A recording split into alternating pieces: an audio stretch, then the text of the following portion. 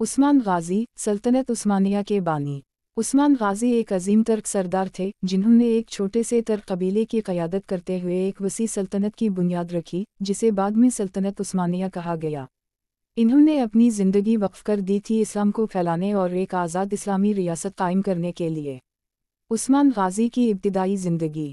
उस्मान गाजी 13वीं सदी के आखिर में अनातोलिया, मौजूदा तुर्की, में पैदा हुए। उनके वालिद अरतुगरल गाजी एक बहादुर तर्क सरदार थे। उस्मान गाजी ने अपने वालिद से बहादुरी और क़यादत के जौहर सीखे। सल्तनत की बुनियाद। उस्मान गाजी ने अपने वालिद की वफ़ात के बाद कबीले की क़यादत संभाली और बैज़ानतीनी सल्तनत के ख़िलाफ़ जंग शुरू कर दी। इन्होंने बतदरीज अपनी फ़ौज को मजबूत किया और अपने इलाक़े को वसी किया। उनकी कामयाबियों ने दीगर तर्क कबाइल को भी अपनी तरफ मुतवज्जह किया और इन्होंने उस्मान गाजी की क़यादत में मुत्तहिद होकर एक ताकतवर फ़ौज तश्कील दी।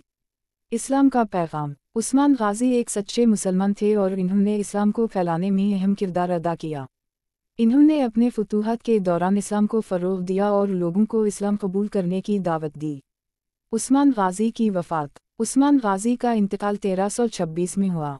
इन्हें बुरसा में दफन किया गया। उनकी वफ़ात के बाद इनके बेटे और पोता ने उनके काम को आगे बढ़ाया और सल्तनत उस्मानिया को दुनिया की एक अजीम सल्तनत बना दिया। उस्मान गाजी की अहमियत। उस्मान गाजी एक अजीम इस्लामी सिपाही और हुक्मरान थे। इन्होंने एक छोटे से तर्क कबीले को एक अजीम सल्तनत में तब्दील कर दिया। इनकी ज़िंदगी और काम मुसलमानों के लिए एक मशअल है। उस्मान गाजी के बारे में कुछ अहम बातें। उस्मान गाजी ने अपनी ज़िंदगी इस्लाम की खिदमत में वक्फ कर दी। इन्होंने एक छोटे से तर्क कबीले को एक अजीम सल्तनत में तब्दील कर दिया। इन्होंने बैज़ानतीनी सल्तनत को शिकस्त दी और इस्लाम को फैलाया। इन्हें मुसलमानों का एक अजीम सिपाही और हुक्मरान समझा जाता है।